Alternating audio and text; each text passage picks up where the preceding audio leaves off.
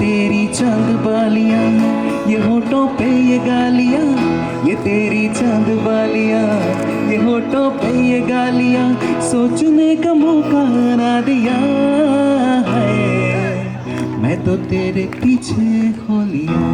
Thank you so much. क्या बात है હર્ષદજી, આપણે એટલું સરસ ગાયું ને કે તમારા માટે મને પણ બે લીટી કહેવાનું મન થાય છે કે તમારા સ્વરનો એવો જાદુ કે મંચ પણ ક્ષણભર માટે થંભી ગયું.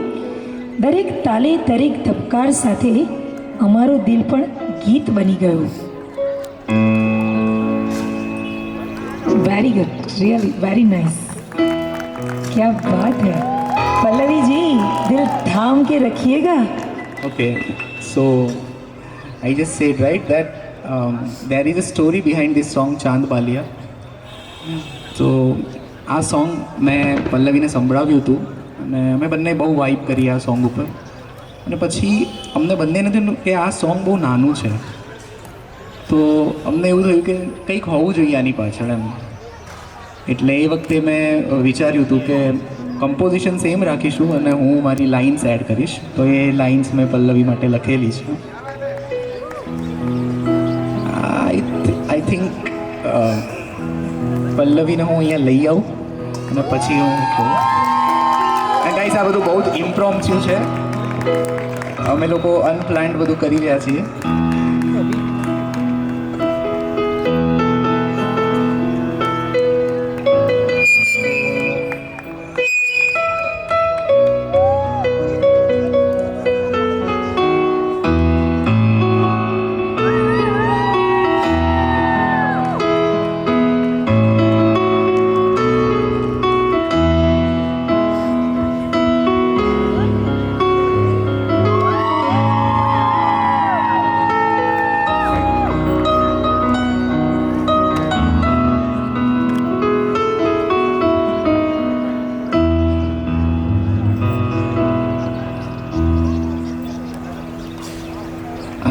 રહેવા દે, ફોન રહેવા દે, જોઈએ મને કેટલું યાદ છે.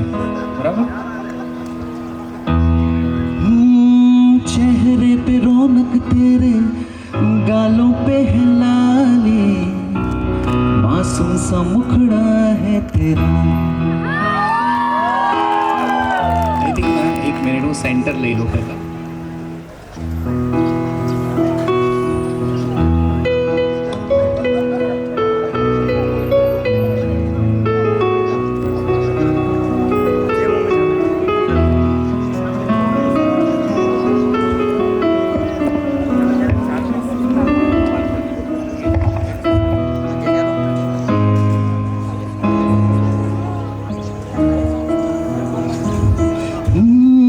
चेहरे पे रौनक तेरे, गालों पे है लाली, मासूम सा मुखड़ा है तेरा.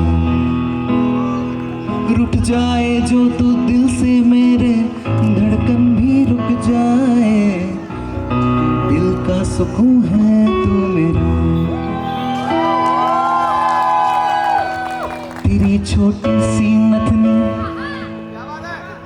तेरे आँखों का सुरमा बड़ा ही प्यारा लागे,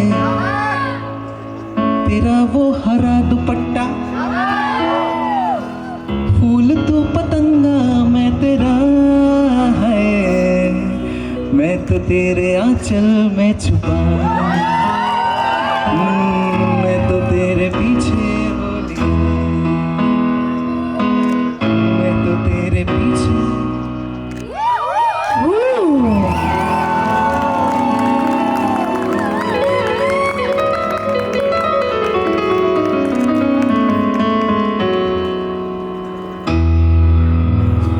क्या बात है, क्या बात है, क्या बात है ભાઈ. જોરદાર તાળીઓ થઈ જાય.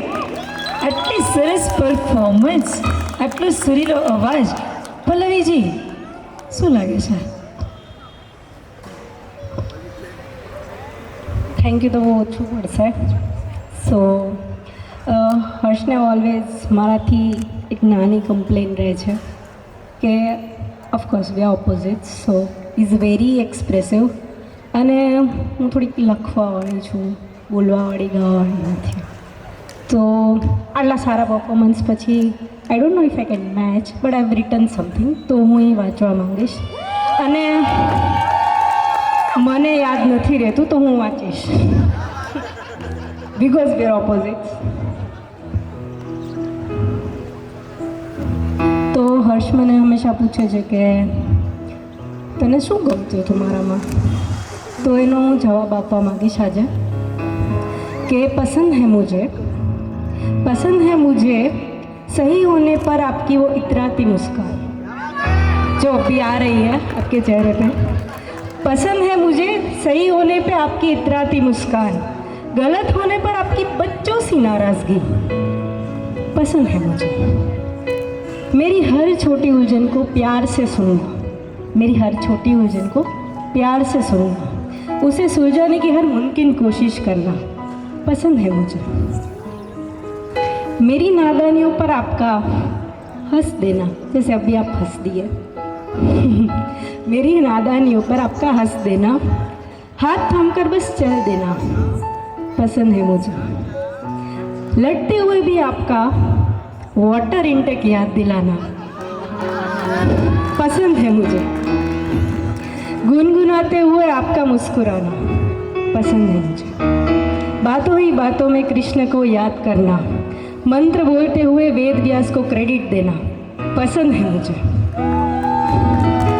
और आखिरी में दिस फिली सेज, कुछ वक्त ये दिल बेजार था, कुछ वक्त ये दिल बेजार था, आपके आने से कह उठा कि हर्ष आप पसंद है मुझे, पसंद है मुझे, पसंद है मुझे.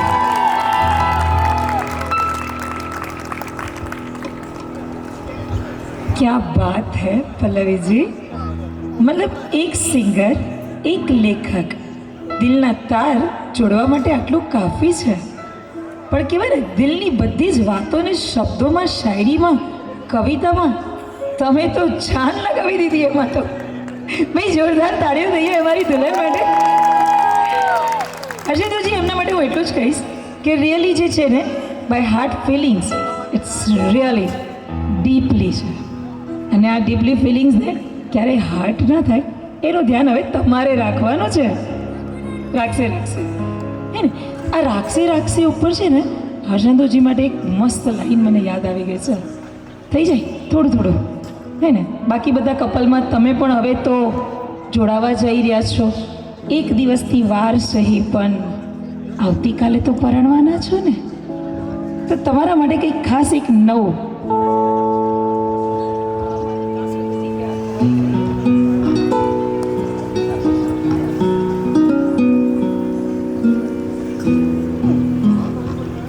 તમારે મારી સાથે બોલવાનું છે. તમારી પાસે માઇક છે, બરાબર છે? આમ તો જો કે પલ્લવીબેન ના જ કહેશે, પણ છતાં બી થોડું આજે એક દિવસ બિફોર ટાઈમ થાય છે. શાદી કરના, બધા પરણેલા પુરુષને લાગુ પડે છે આ પણ, હા કે શાદી કરના તમારે બોલવાનું છે મારી સાથે. બોલો. शादी करना हर पुरुष का जन्म सिद्ध अधिकार है, हर पुरुष का जन्म सिद्ध अधिकार है. હું ફિલોસોફર છું, તમે આવો છો, હું વિચારીને જવાબ આપીશ પછી. टाइम निकली जैसे नहीं मानी लिए छे, मानी लिए जन्मसिद्ध छे. अधिकार है. ओके. है ना भैया, जन्मसिद्ध अधिकार है मानते हैं. क्योंकि क्योंकि शादी के बाद शादी के बाद उसका कोई अधिकार नहीं बचता. उसका कोई अधिकार नहीं बचता. ये मान लिया उन्होंने, एक्सेप्ट कर लिया. जो है ने એ માની લીધું ને. આવા તો દો એડવાન્સમાં આવા તો દો. સૌથી તમારા બેનને માટે છે ને એક ક્વેશ્ચન છે મારા દિલમાં, જો તમારી પરમિશન હોય તો હું પૂછું. તમે તો કહી દીધું તમારા દિલમાં કે તમે કેમ પસંદ કર્યા હર્ષેન્દુને, પણ હર્ષેન્દુજી તમે કેમ પસંદ કર્યા પલ્લવીને? હા ને, અમને પણ જાણવું છે ને બધાને. પલ્લવીએ તો દિલનો ઇઝહાર કરી લીધો, કહી દીધું કે ભાઈ કેમ ગમે છે, પણ હવે હર્ષેન્દુની ફિલિંગ્સ પણ સાંભળી લઈએ. મેડમ આઉટ ઓફ સ્ક્રિપ્ટ જાય છે બધું. તમને મેં લખી આપ્યું તો આ સવાલ નહોતો. સિલેબસની બહારનો છે, પણ ક્યારેક ચાલે છે.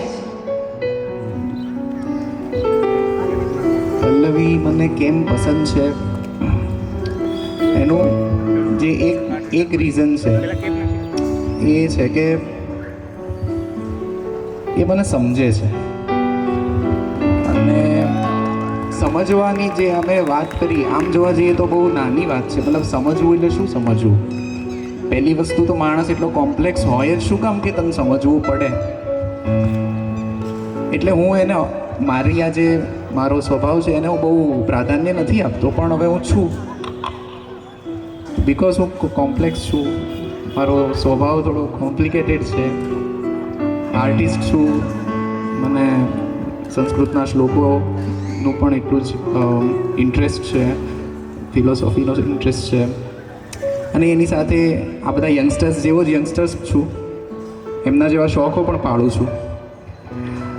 તો આ બધાની સાથે, આ બધા જ ફ્લાવર્સની સાથે જે એક બુકે બને છે ને, એને પલ્લવીએ સમજ્યો છે. અને મારા માટે આનાથી મોટું કોઈ રીઝન નથી.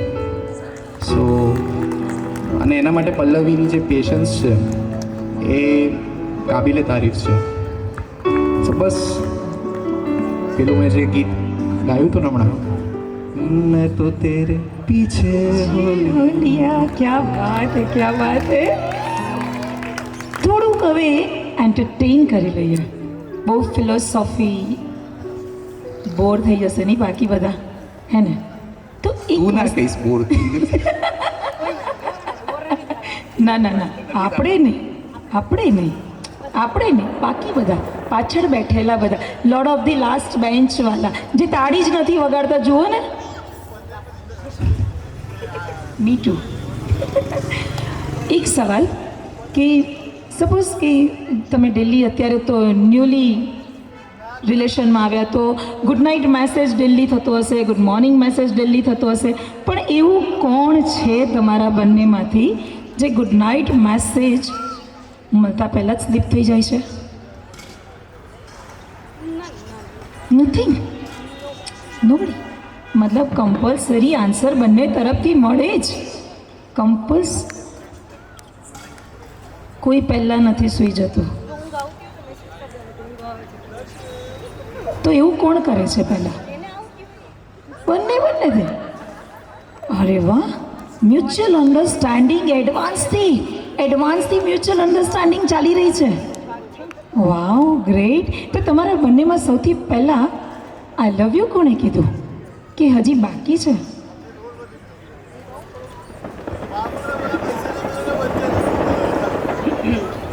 થોડીક ઓનેસ્ટ સ્ટોરી કહું. અમારા બંનેમાંથી, ના ડોન્ટ વરી, અમારા બંનેમાંથી કોઈ એકબીજાને propose or I love you નહોતું કીધું. He just came to mean like હું તારી સાથે લગ્ન કરીશ. He didn't ask because he knew I like him, I love him already. So that's our story.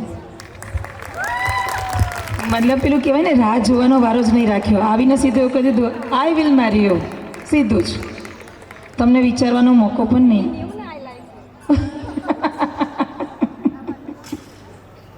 તો પલ્લવીને ઇમ્પ્રેસ કરવા માટે કંઈ જુગાડ કરવો પડ્યો હતો? બચપન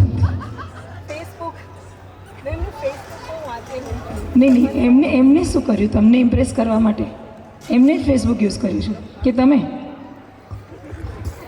મેં એમનું ફેસબુક જોયેલું, એમાં એમણે ઘણું બધું લખેલું હતું. તેમને મળતા પહેલાં મેં બધું વાંચેલું, તો બચપનથી જ ઇમ્પ્રેસ કરવાનું ચાલુ હતું. પહેલી વખત જ્યારે તમે જોયા હર્ષેન્દુને, તો તમારા મનમાં શું વિચાર આવ્યો?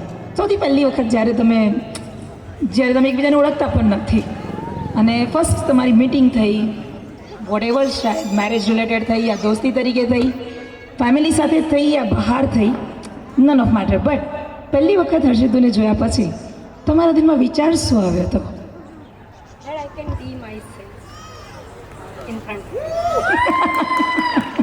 Thank you so much. Thank you so much. So now it's a time to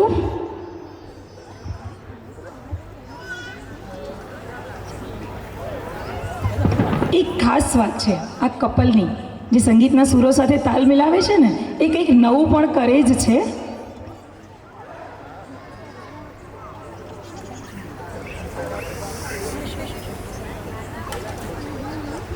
એક સોંગ જે લેખિકાએ લખ્યું અને સિંગરે એને સુર અને તાલમાં પરોવ્યું.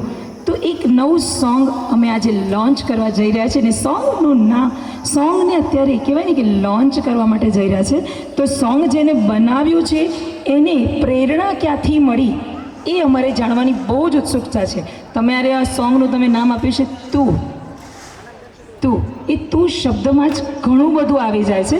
તો એ સોંગની પ્રેરણા ક્યાંથી મળી એ હું ચોક્કસ જાણવા માગીશ. અને અમારા જે બેઠેલા દર્શકો છે ને એને પણ જાણવું છે કે આ સોંગ તમે કેવી રીતે લખ્યું, કેટલા ટાઈમમાં લખ્યું અને કઈ પ્રેરણાથી લખ્યું.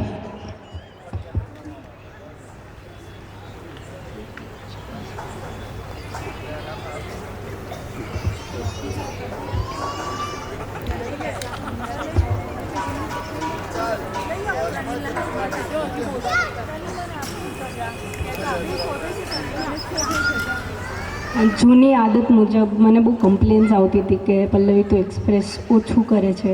કરું છું પણ ઓછું કરું છું. તો એમાં જ હું કંઈક લખતી હતી એમના માટે, 4 લાઇન્સ હું લખતી રહેતી હોઉં છું એમના માટે. તો મેં સેન્ડ કરી અને મેં એક ઈચ્છા જાહેર કરી કે આપણે ક્યારેક આવું સોંગ બનાવશું જે હું લખીશ અને તમે ગાશો. તો આ વાત તો હું કહીને ભૂલી ગયેલી પણ એમને યાદ રહી ગઈ.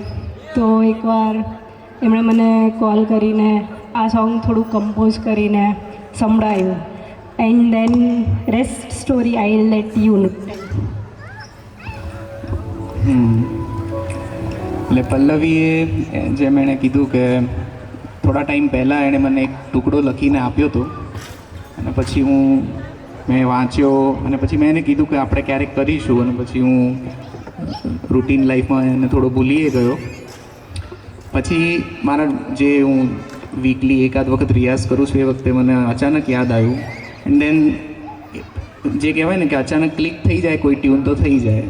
તો મેં કમ્પોઝ કર્યું અને પછી મેં પલ્લવીને જે કહેવાય ને કે પ્રાયોરિટી બેસિસ પર બીજો અંતરો ફોન ઉપર કે તું લખ અને ટાઈમ બે ચાર વાર ફોન કરીને ને પલ્લવીએ પછી પ્રોફેશનલ જે કામ કહેવાય ને એ રીતનું કામ કરીને ડેડલાઇનમાં એણે સોંગ પૂરું કર્યું છે. સો હજી આ સોંગ અમે લોકોએ સોશિયલ મીડિયા પર શેર નથી કર્યું. અમે એને રેકોર્ડ કરાયું છે. મારા ફ્રેન્ડ રાહુલ એનો સ્ટુડિયો છે ત્યાં આગળ અમે રેકોર્ડ કરાયું છે અને પલ્લવીના ભાઈએ એની પૂરી ટેલેન્ટ યુઝ કરીને બહુ જ સુંદર રીતે આને એડિટ કર્યું છે. તો આપણે એ સોંગને અહીંયા સાંભળીશું અને આઈ નો પેરેલલી મારા જે ફ્રેન્ડ્સ છે એ કેકનું અરેન્જમેન્ટ કરશે, કેક અહીંયા લાવશે. Okay, so yes, we are actually launching our song and the name of the song is Tu and video અહીંયા સ્ક્રીન ઉપર આવશે. સો યા, are we good?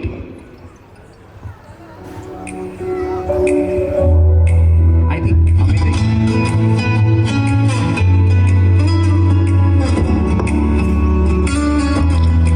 Thank you. Please જોરદાર તાળીઓ થઈ જાય. નવા ગાયનું નવું સોંગ લોન્ચ થઈ રહ્યું છે.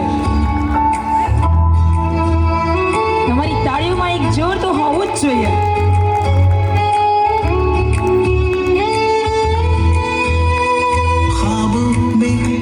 ख्यालों में तू, सांसों में है एहसासों में तू, बातों में तू, जज्बातों में तू, सपनों में और अपनों में तू छाया है दिल पे इस कदर, तेरी मुस्कान का जादू दुनिया लगे जन्नत सी मुझे, खुद पे ना है मेरा